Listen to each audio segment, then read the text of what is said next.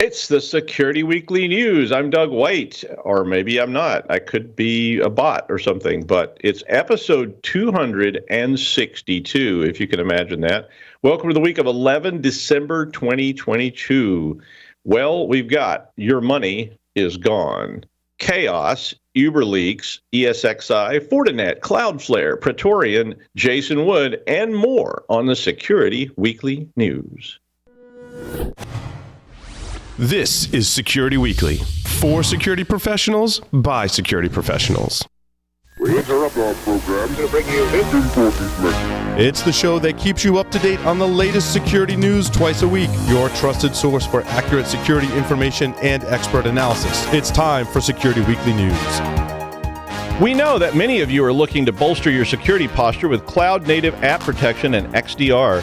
So if you haven't heard of Uptycs, put them on your radar. They offer both cloud and endpoint security in a single solution. Listeners can use Uptycs for up to 1,000 assets for a full year for only $1. But hurry, this offer is available only through December 31st at securityweekly.com/Uptycs. That's UPTYCS, Uptycs. How is your business staying one step ahead of cybercriminals? Secure your email applications, network, and data with Barracuda. Protect your business and go from zero to security in no time flat. Whether your team is working in one location or many, Barracuda has solutions that are easy to buy, deploy, and use. Learn how Barracuda can protect your business against ransomware, phishing, and other cyber attacks. Visit securityweekly.com/Barracuda. That's securityweekly.com/Barracuda. Barracuda, your journey secured. All right, we're back, and be sure tomorrow and check out the whole Security Weekly 3-ring circus. I just looked at the schedule. It's on the 14th of December. We have live streaming all day, starting at 12 noon, and apparently it doesn't end until at least most of us have passed from this world. At least that was what my schedule looked like. But anyway, we're always happy to share our version of an office party and all of the accompanying things that get you fired later. But be sure and check that out. And it's really the first time we've done this in several years, with the pandemic and all that stuff. So don't forget about that tomorrow if you have a chance. Well, I always used to kind of feel like ESXi was this sort of almost kind of bulletproof thing. I really did. And I mean, I know that that was naive, and that deep down I didn't truly believe that VMs could never escape into the hypervisor or whatever. But I mean, it is really difficult. And but of course, it wasn't true, and there's always attacks and so forth. But a new Python Trojan that targets ESXi has been detected, and it can enable an attacker to execute remote commands on a compromised system. Now, this is all at the hypervisor bare metal level, so it is not somebody breaking out of a VM, like I was always wondering if that was going to happen. But it's an actual attack on the hypervisor itself. So if you don't know what that is, ESXi is the VMware version of what is called a bare metal hypervisor, which means that actually has its own operating system and so forth. It's based on Unix, and that's where all your virtual machines actually run. So they live in that ESXi virtual environment. So any kind of compromise of that bare metal hypervisor is going to be pretty serious. Well, Juniper Networks reported that a Trojan was found. They could not determine how the compromise actually happened to put it there. So they said that investigation was ongoing. They think that two different CVEs from 2019 and 2020 were used, and both of those are ESXi vulnerabilities in the open SLP service, and they thought that's how they got in. So Juniper said that the malware would likely target Linux and Unix system as well, but it seemed that it was currently customized for attacks on ESXi. So the article has file names, mitigation suggestions, and obviously there may well be patches if you can patch. So VMware ESXi is very difficult to patch up because it involves taking your whole enterprise offline while you reboot the thing usually. And so I've done several updates of that. It's very arduous, but it is doable. And I don't know if they didn't say anything about a patch being available, but because the CVEs are so old, I would presume they are. But a lot of people run old versions of ESXi. Fortinet is urging all customers to patch your Fortinet applications, and they probably should do that all the time anyway, but they're particularly interested in you patching your Fortinet FortiOS SSL VPN. So if you are using that 40, I don't know if he's 40, it's a FODI, FortiOS SSL VPN vulnerability is being actively exploited. The exploit is a heap-based buffer overflow, but it's found in FortiOS SSL VPN daemon, and it can allow an unauthenticated user to crash the device or even execute remote code. Olympa Cyber Defense disclosed this vulnerability as a 0-day, originally to Fortinet, and then warned to monitor for any kind of unusual activity on those devices until a patch was made available. Now, Fortinet pushed a patch on the 28th of November, but they didn't really make a big deal about it. It was just kind of one of those security patches, but it was really probably a 0-day, but they never said that. So maybe you didn't pick up on it. They did issue an advisory to all customers on the 7th of December that had some more information in it, but they really hadn't played up how dangerous this thing is. A public warning was issued today, hence we're talking about it. The article includes a list of IPs that were explaining the vulnerability, mitigations, et cetera, et cetera, et cetera. So if you're running Fortinet, you may want to check that out. Cloudflare announced on Monday that they would make Cloudflare One, which is a full suite of zero trust tools that they sell, and they're going to make it available for free, yes, free, to at-risk public interest groups. It did not, I'm sure they have more information on their website, but they did not exactly say how that was defined, but they did say nonprofits, state and local election sites, and other groups would be eligible to get this product for free. Any organizations in the Project Galileo and Athenian projects at Cloudflare will also have access to these tools. And typically, this particular tool, Cloudflare One, is only available to very large enterprises who can afford it. They do have more than 10,000 customers worldwide that run this thing. So if you are a nonprofit, public service, or some other kind, they said public websites and things, I don't know what that meant, I guess public service websites and so forth, you may want to check this out. At the same time, Praetorian open sourced their product, Nosy Parker, this week. And so Nosy Parker, if you aren't familiar with it, is a scanning tool that's been around for a while, but it basically originally used regular expressions to look for certain things on hard drives or in files and folders and so forth. Particularly, it was designed to look for hard-coded secrets. The problem with, of course, regular or regex or regular expression searches is that you have to kind of know a pattern and something to look for, and that limits it to some degree. But Nosy Parker then was updated to use machine learning to attempt to identify secrets that are not usually going to be found through this pattern matching approach. And this is, a lot of this is very similar to stuff that's being done in forensics, but they're trying to build things that can search for certain things. Like I know in forensics, they started using machine learning to search for pornography because you may know patterns of files, but if you've got millions of JPEGs on a hard drive, you don't know which ones have, nudity in them or whatever. This is looking for hard-coded secrets. So basically, and they went on and said they're hoping to add more deep learning to this in the future so that it can really, learn and become very smart. The tool is very useful to run in your own environment to look for keys, tokens, usernames, passwords, all kinds of things.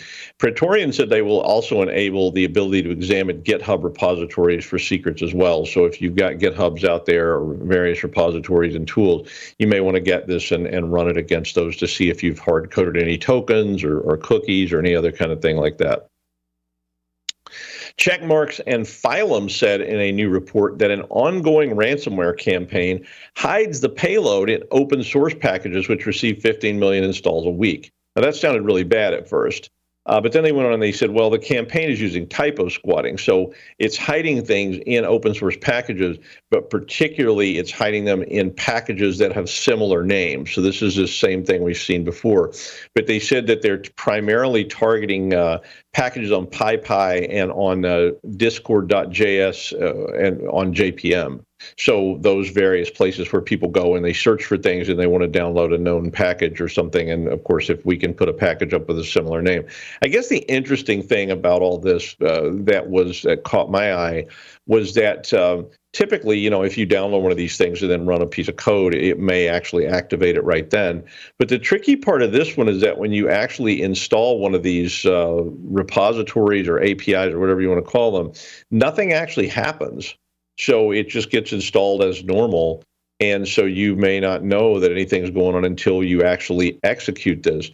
The payload itself is hidden all over the place in multiple locations and only actually gets downloaded and executed when you try to use the actual functions on the packages that you've installed, which means it's really, really hard to detect because your anti-malware stuff locally is probably, you may have disabled it while you're trying to test code or what have you.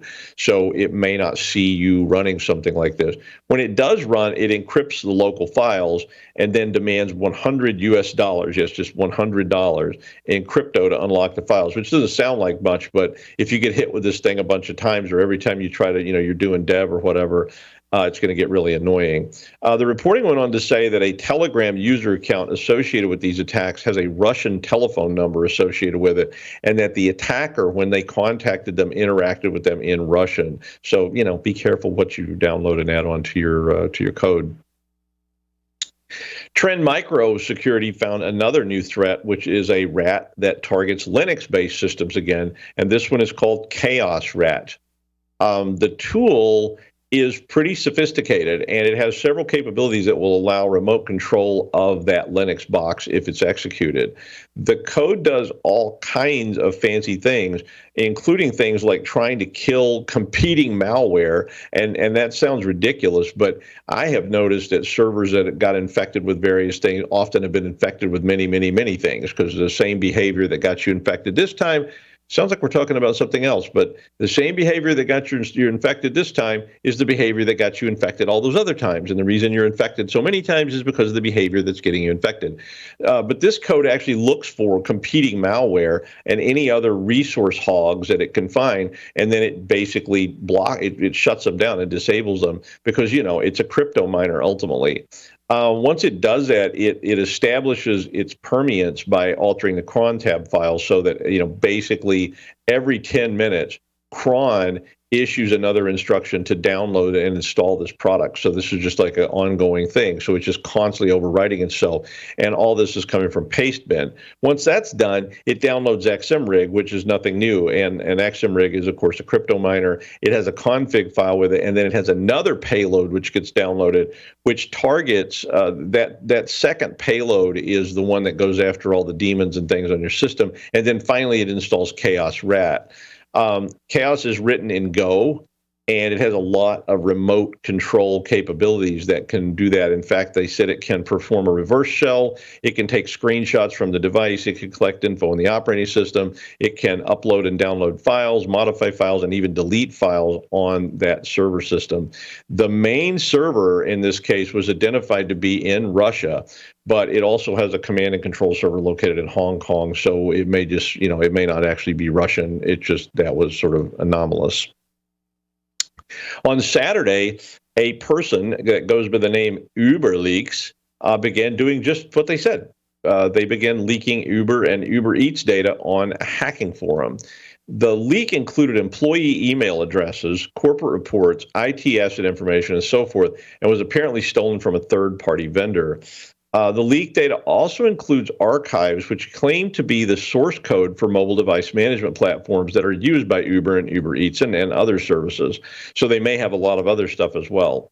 So one of the documents that they released in this doxing was Active Directory information and email information for over 77,000 Uber employees.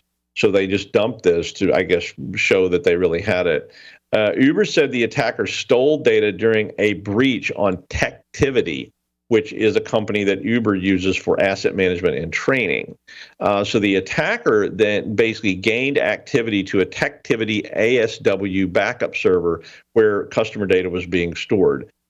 Uber then turned around and issued a bunch of warnings to its employees saying they should really be extra vigilant because this data will likely be used for spear phishing. And of course, I would also say if you have an Uber account or Uber Eats account, like so many people do, even though they did not necessarily indicate that user data was lost, you may want to also be very, very careful about any kind of contacts that relate to your Uber data, or, as ever with all data everywhere, all the time.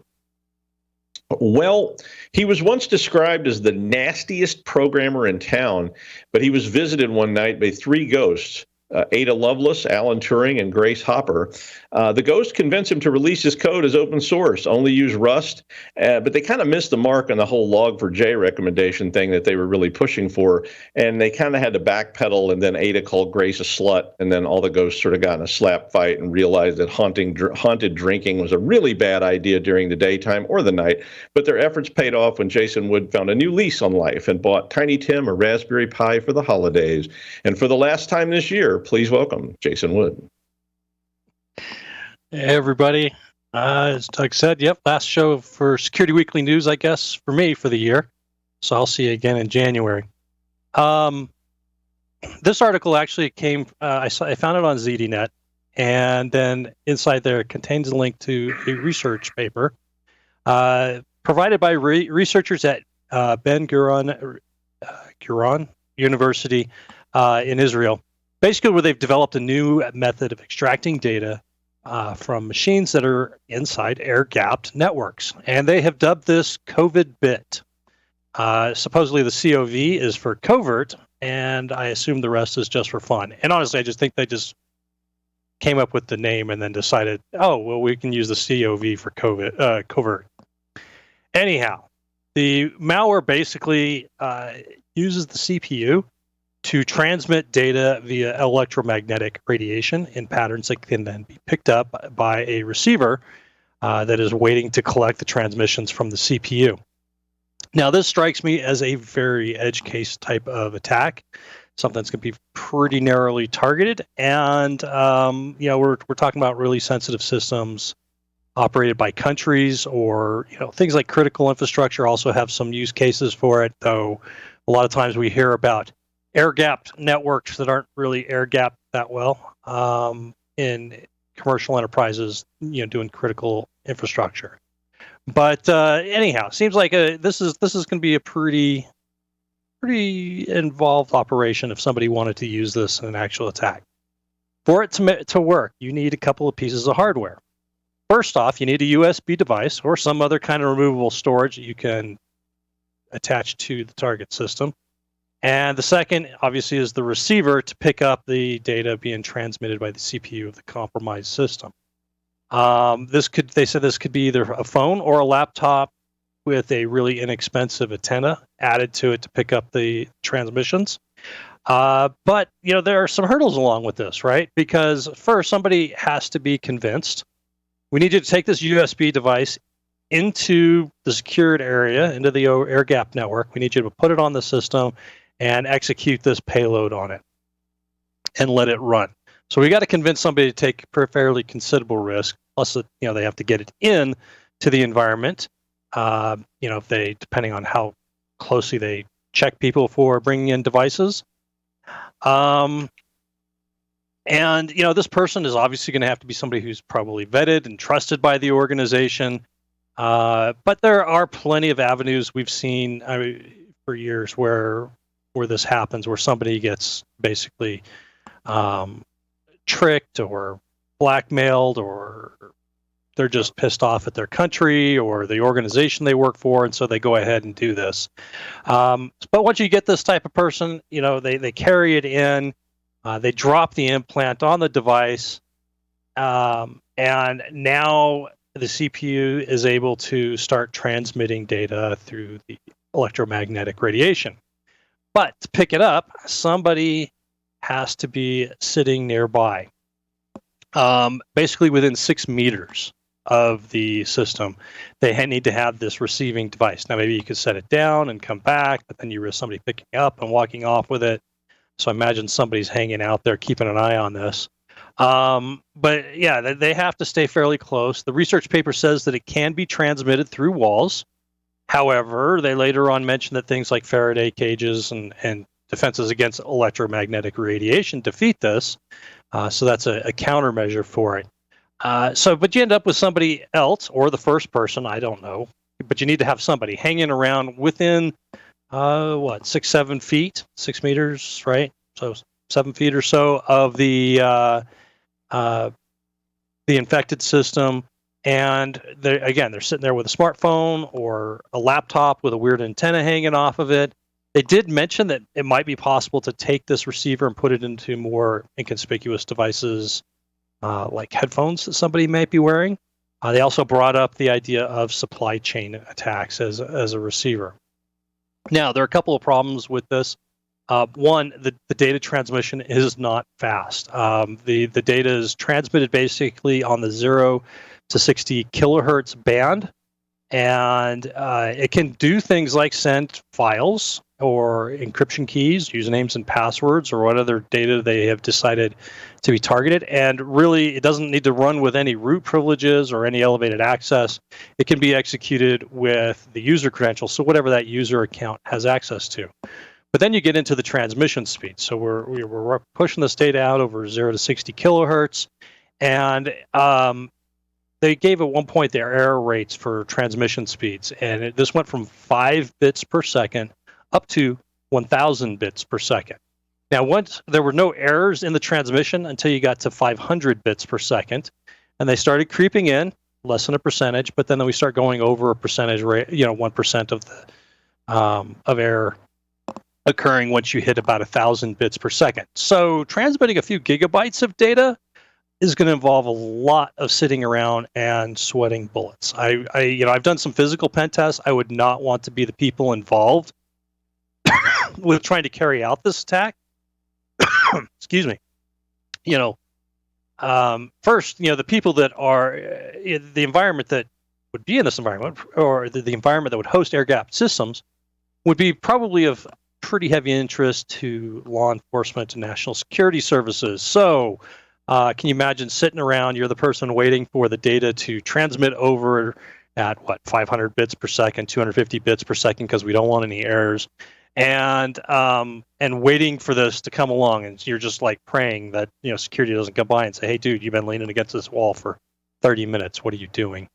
In fact, they picture somebody in their research paper leaning up against the wall, receiving data through it from a air gap system on the opposite side.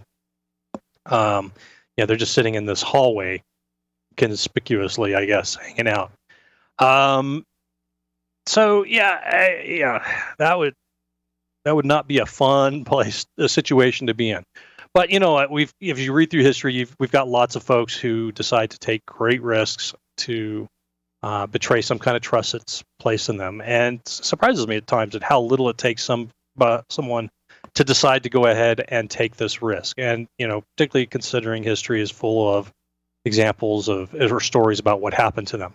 Now, the researchers did go on to give some suggestions for defending against the attack. Some of these are physical, like Faraday cages, or prohibiting devices from getting anywhere near these air-gap systems. There's some limitations on that based on physical security and how much organizations are willing to invest in that. But there are places that require you to lock up your phone and everything else before you go in. They also recommend, though, that security software be designed to look for patterns of CPU activity that could indicate the transmission of electromagnetic data. They said to monitor for radio transmissions in the 0 to 60 kilohertz range. Now, that's just for this particular tool. I wonder how that would play out maybe with a slightly different tool. It was an interesting read. Again, this is kind of an academic type of paper. They have released quite a bit of information in the paper as to how it works. Again, due to the transmission speeds, I'm thinking that we're talking about some very targeted pieces of data in very small amounts that we want to get access to, but who knows? The white paper itself includes, like the algorithm they use for this, and a fair bit of information to describe how they perform the transmission. They didn't talk too much about the receiving side that I saw, Again, I just did a quick skim through the research paper itself. Individuals carrying it out, yeah, they're going to be carrying some serious risk here if this actually ever got used. Depending on the country that this took place in, prison is probably your best case scenario, unless you manage to make a run for it so you can spend your life in a different country after giving up everything in your life and probably looking over your shoulder, waiting for your previous home country to come looking for you, which is not exactly an appealing type of thing. If this is something that's really interesting to you and, my mind wandered off into espionage novels and stuff like that, scenarios there, go ahead and take a look at the show notes. Got the link to the research paper in the article. And it's kind of a cool read. Interesting to see what they did. Thank you, Jason. We always love to hear from Ben Gurion University because they always have the coolest, bizarre, esoteric type attacks that, use the fans in the power supply or something. So, yeah. And LED on the hard drive. That one. They had some other ones, too. There were, vibrations and fans. They had all kinds of bizarre stuff. But, yeah. And, of course, if you commit espionage, you end up having to live in Russia and, that kind of stuff. Or vice versa, I guess. Thanks, Jason. Finally, FTX imploded. I think we all know that. And of course, the implosion revealed all the shenanigans that were going on with founder Sam Bankman-Fried. Well, now Sam has been arrested in the Bahamas, which that has to suck. You're in the Bahamas and here come, but the Bahamian authorities were asked to arrest him and so he could be extradited to the United States for prosecution, even though the Bahamian authorities are also investigating him because that's where the headquarters was. At the time I wrote this, they had not revealed all the charges against him, but the indictment was going to be unsealed sometime today. I think it has been now, but this is all a long list of financial crime type charges. The New York Times predicted that it would include securities fraud, conspiracy to commit securities fraud, wire fraud, conspiracy to commit wire fraud, money laundering, and who knows what all else. A lot, you basically don't want to rip off rich people because they get upset and then, they call their Congress people and get stuff done.